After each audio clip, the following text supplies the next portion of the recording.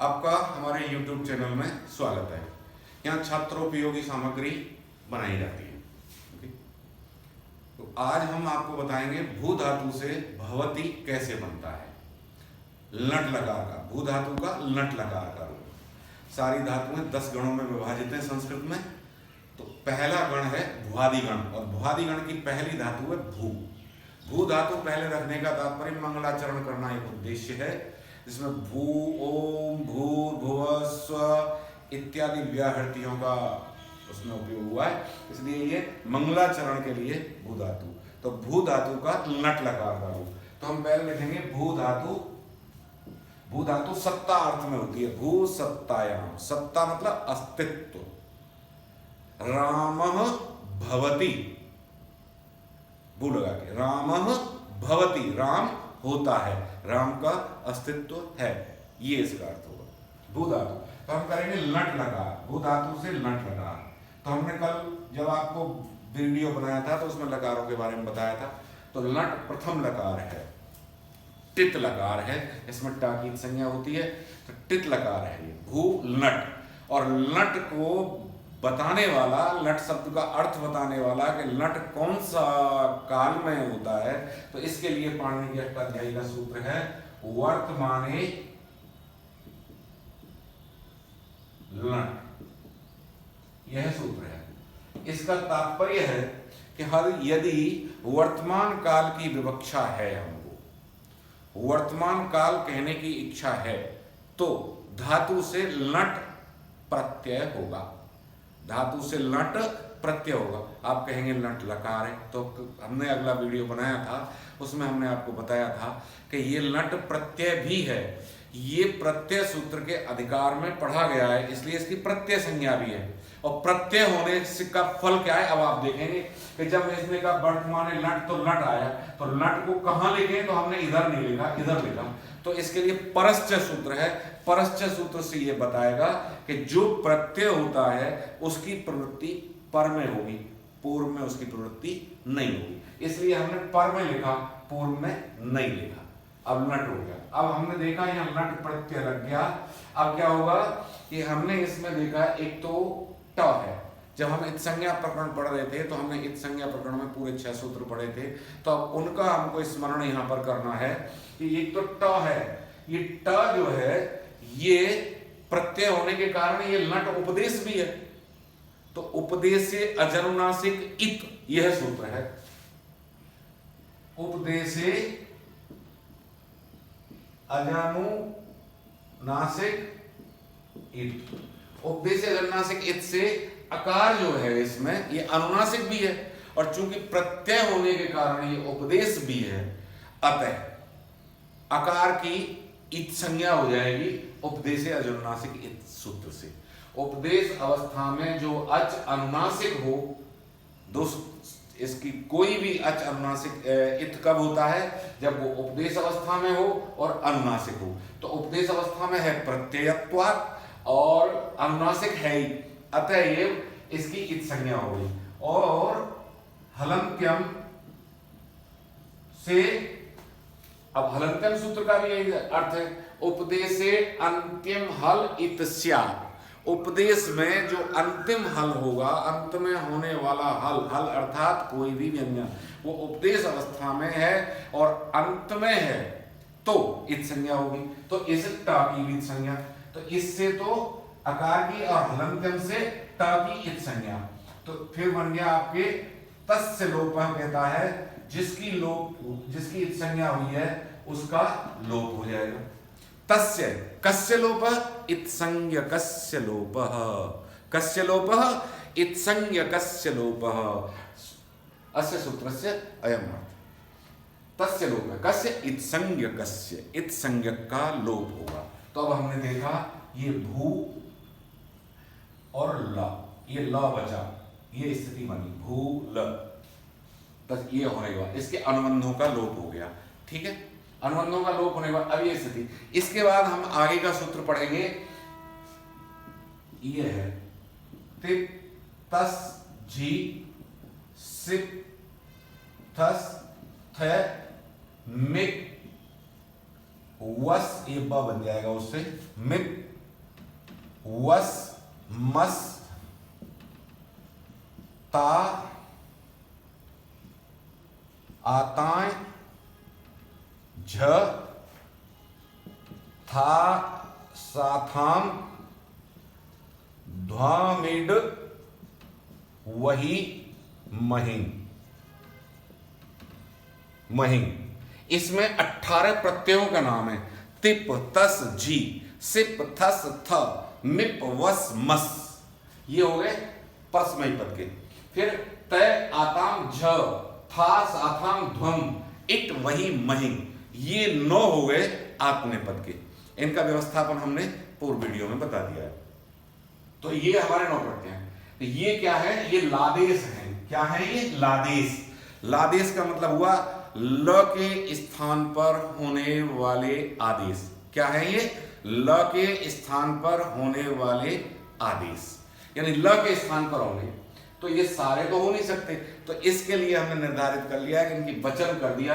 तो एक तो पहले एक वचन, द्विवचन, बहुवचन, तिप, तस, जी एक वचन, तस द्विवचन, जी बहुवचन। इसी तरह इधर भी हमने त्रिक बना दिया इनका, प्रथम पुरुष, मध्यम पुरुष और अन्य पुरुष, इस तरह। तो प्रथम पुरुष, इससे प्रथम पुरुष एक वचन में, ये प्रथम पुरुष एक वचन की विवक्षा है, हमें ये कहने की इच्छा है प्रथम पुरुष एक वचन, तो ल के स्थान पर आएगा भू तिप, भू तिप, ये स्थिति बनेगी जब हमारी इसके प्रथम पुरुष एक वचन में तिप आ गया। ल के स्थान पर, ल के स्थान पर होने वाला आदेश है।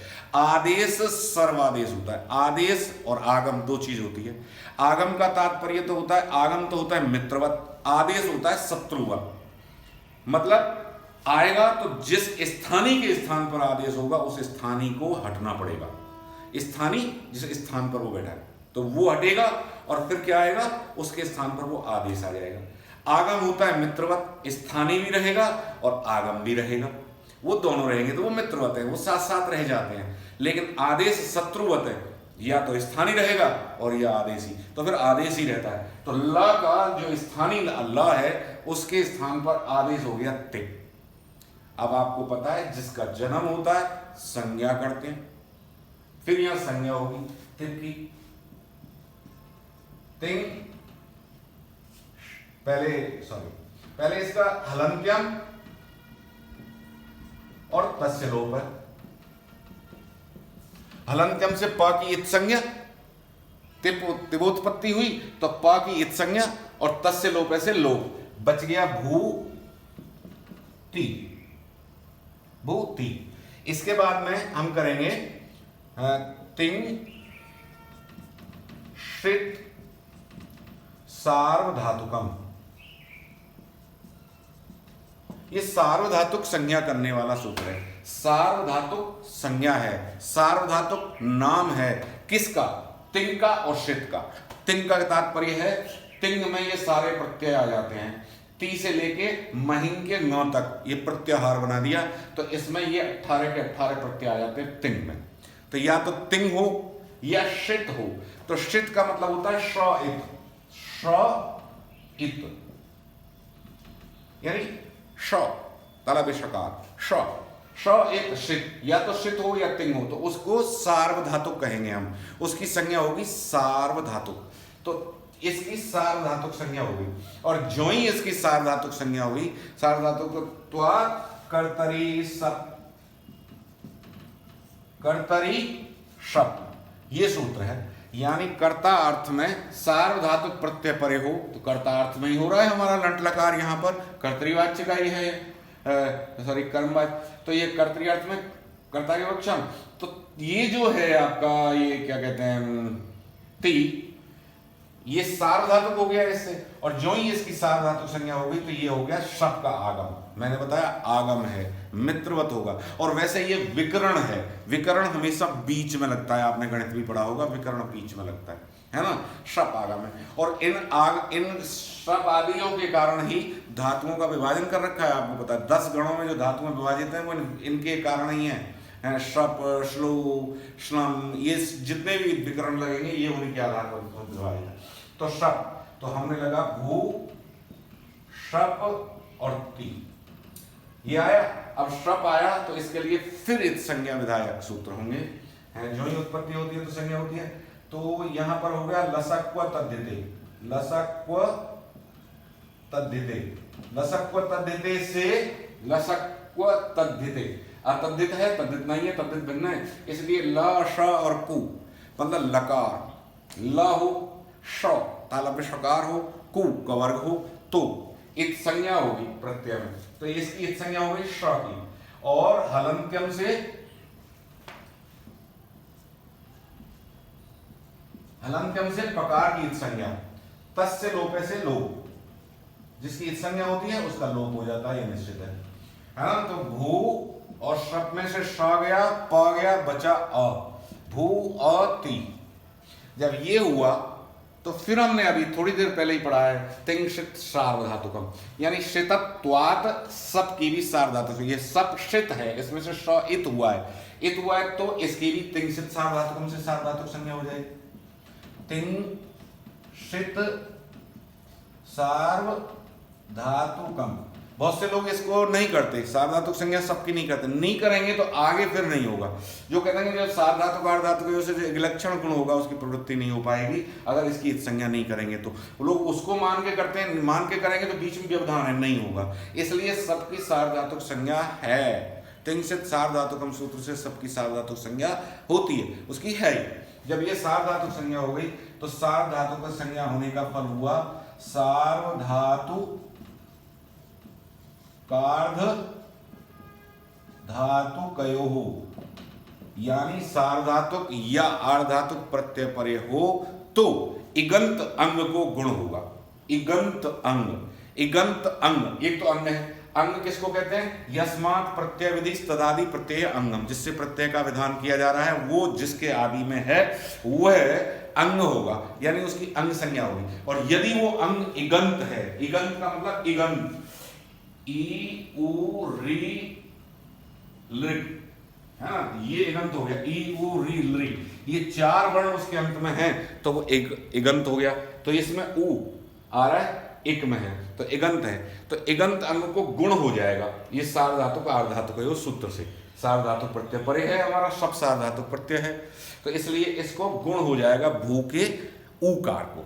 गुण गुण होगा तो गुण कौन सा होगा? हमें पता है गुण किसकी, गुण किसकी संज्ञा है? बोले अ ए ओ, अद्यंग गुण, इन तीन वर्णों की गुण संज्ञा है। तो हम कहेंगे गुण होगा, तो हमने ये तो कहा नहीं है कौन सा होगा, हमने तो कहा गुण होगा। तो अब ऊ के स्थान पर इन तीन में से कौन सा आएगा? तो आपको पता है स्थानीय अंतरतम सूत्र बताएगा कि स्थानीय के स्थान पर होने वाला आदेश जो है उनमें अंतरतम हो, सादृश्यतम हो, सदृशतम हो। तो सदृशतम कौन सा है? अगर यहाँ तीन गुण है तो ऊ का तो सदृशतम कैसे मिलाएंगे भाई? तुल्या से प्रयत्नम सवर्णम बता चुका है, सादृश्य कैसे मिलाएंगे, है ना। तो उच्चारण स्थल और आभ्यंतर प्रयत्न, यही मिलाने का इसका कायदा है, उच्चारण स्थल ही बताएंगे। तो ऊ का उच्चार ऊपो पद्मानिया ओष्ठव, ये है। और इनमें से गुण में से अ ए और ओ, तो आ का तो कंठ है, ए रही तो कंठ दालू, और ओ दऊ तो कंठोष्टम, तो ओ होगा, फिर ओ का मिलता है इससे, इसलिए भ और ऊ के स्थान पर गुण हो गया ओ, और ये असब का अ और ये ती। अब ये स्थिति बनी, तो अब हम कहेंगे यहां पर हुई, तो हमने ये देखा कि ये जो ओ है और इसके बाद में आ रहा है अ, सब का अ। तो हम ये देखते हैं कि जब संधि हमने पढ़ी थी तब हमको पढ़ा था कि एच के बाद कोई अच आ जाए, एचो अयवा याव, एच के बाद कोई भी अच हो तो अयादि आदेश हो जाते हैं। तो ओ के स्थान पर अयादि में से अव आदेश होता है, इसलिए भ, और ओ के स्थान पर हो गया अव, और ये सब का अ और ये ती। सूत्र बना एचो अयवा यावह, एचो अयवा यावह से अवादेश, इससे हो गया अवादेश। अब अचहीनम परेण संयोज्यम, ये कहा अचहीन हो तो पर से मिला देना चाहिए, तो हम ये अचहीन है ये इस अच में मिला दिया, ये अचहीन है ये इसमें मिला दिया, तो भ व और ये ती, भवती रूप सिद्ध हुआ। अब ये हमारा भू से भवती सिद्ध हुआ इस प्रक्रिया के तहत। ये पूरी बात आपकी समझ में आ रही। अब हम कहेंगे साहब हमको ये याद नहीं रहेंगे, तो इनके मुख्य मुख्य जो सूत्र हैं उनको हम याद कर लेंगे, उनको हम बता देते हैं कौन कौन सा प्रोसीजर इसमें होने वाले हैं। लेकिन आपको ये ध्यान रखना है कि जो अनुबंधों का लोप है, जहां जहां अनुबंध आ रहे हैं वो लोप है, तो वो तो आपको अनुबंध लोप से करने ही है। जैसे इत संज्ञा होनी है, तस्य लोप से लोप होना है, सार्वधातुक संज्ञा करनी है सार्वधातुक। तो अब इनके मुख्य कार्य इसमें कौन कौन से होते हैं? लट लकार के लट, लट, तिप, शप, गुण और अव, ये कार्य करेंगे। यानी पहले हम लट प्रत्यय करेंगे, फिर लट के स्थान पर त्यवादी आदेश हो जाएंगे, तिबोत्पत्ति होगी। फिर तिबोत्पत्ति चूंकि सार्वधातुक है इसलिए शप आगम होगा। अब शप होने के कारण जब अ बचता है, इसकी भी सार्वधातुक संज्ञा है, तो शप के और इसके स्थान पर इसको गुण हो जाता है, तो गुण हो जाएगा। और गुण को एचो अवयव से अब हो जाता है, भवती रूप बन जाएगा। यही तरीका है भू से भवती। इसी तरह अगर हम आगे चलेंगे तो ये भव तक की जो यहां तक की प्रक्रिया है ये तो सेम। बाकी के जो हम 8 रूप और सिद्ध करेंगे, ये तो प्रथम पुरुष एक वचन का किया हमने, प्रथम पुरुष एक वचन का। द्विवचन में जब हम करते हैं भव तक की प्रक्रिया यही होगी, पर द्विवचन में जब हम सिद्ध करेंगे इसको, तो देखिए कितना एकदम सरल रूप हो जाता है, एकदम सरल। फिर हमको आगे कुछ नहीं, यहां तक की प्रक्रिया बिल्कुल सेम है, क्योंकि ये भव बन गया तो आगे का प्रत्यय लगेगा प्रथम पुरुष द्विवचन का तस, है ना, और यहां मिला दीजिए और भवतस, सा को रुत्व विसर्ग हो जाता है भवतः। रुत्व विसर्ग प्रक्रिया आपको समझाएंगे। भवतः, सा को रुत्व विसर्ग होकर के विसर्ग हो जाते हैं भवतः। इसी तरह अगर हम बहुवचन में करेंगे तो भव यहां तक बिल्कुल सही है, और ये झी, तिप्तस झी, झी का यहां एक नया सूत्र आ जाता है आपके झो अंतः, ये नया सूत्र है। यानी जी झकार जो है इसको अंत आदेश हो जाता है, तो हम करेंगे भव और झ के स्थान पर हो गया अंत आदेश, इकार एज इट इज रहा। ये दोनों जो हैं ये अतो गुणे से पर रूप, अतो गुणे से पर रूप एक आदेश हो जाता है। तो भ और व, यानी व के ये अ और ये अ, इन दोनों को पर वाला रूप एक आदेश हो जाएगा, ये पीछे वाला एक आदेश हो, दोनों का एक बन जाएगा भव और ये ती, भवंती, भवती, भवतः, भवंती। इसी तरह देखो आप कितना एकदम सरल आपको बन जाएगा ये। तिप तस झी तीनों हो गए। सिप, सिप का क्या करना है? ये लो सिप। हलंत्यम तस्य लोप, हलंत्यम से पकार की संज्ञा, तस्य लोप से लोप बन गया भवसी। इसी तरह आपके मध्यम पुरुष द्विवचन में सिप थस, थस, थस लगा दिया। भव तक की प्रक्रिया बिल्कुल बरोबर, इसको लिख के ले आएंगे। और स को हो जाते हैं आपको पता है रुत्व विसर्ग, भवथ, भवसी, भवथ। इसी तरह बहुवचन में सिप थस थ, तो थ लिखा, इसमें कुछ करना ही नहीं है, भवथ। अब आपका मध्यम पुरुष हो गया, उत्तम पुरुष, तो भव एज यहां तक की प्रक्रिया मिप, मिप, मिप में से प की हलंत्यम से संज्ञा, तस्य लोप से लोप। अब यहां पर है अतो दीर्घो नया सूत्र, अतो दीर्घो यई, ययादि प्रत्यय परे हो, ययादि यह प्रत्याहार है, यह प्रत्याहार आपने पढ़ा है। यह प्रत्याहार जिस प्रत्यय के आदि में हो तो अदंत अंग को दीर्घ हो। हमारा अंग यस्मात् प्रत्यय विधि तदादि प्रत्यय अंगम, ये प्रत्यय में अंग है, ये संपूर्ण अंग कहलाएगा इसके आदि पूरा, तो अंग है, ये अंग है तो इसको दीर्घ हो जाएगा। और दीर्घ संज्ञा किसकी है आपको पता है? आ, ये अ है तो आ का आ हो जाएगा, भवामी है। अतो दीर्घ है, तीनों लगेगा, तीनों ये आदि प्रत्यय, मिप, वस और मस तीनों ये आदि है। तो मिप की जगह ये आ गया मिप वस, ये लो। स को हो जाएगा रुत्व विसर्ग, भवावह, भवामी, भवावह। इसी तरह मिप वस फिर मस, ये मस, और स को रुत्व विसर्ग, भवामह। इस तरह आपके 9 रूप लट लगा के तैयार। आगे का अगर आपको कुछ चाहिए, कुछ विशिष्ट आपको जो समझ में नहीं आ रहा हो मेरे छात्रों को, तो वो मुझसे कहें, मैं वह वीडियो तैयार करके आप तक भेजने का पूरा प्रयास करूंगा। आज के लिए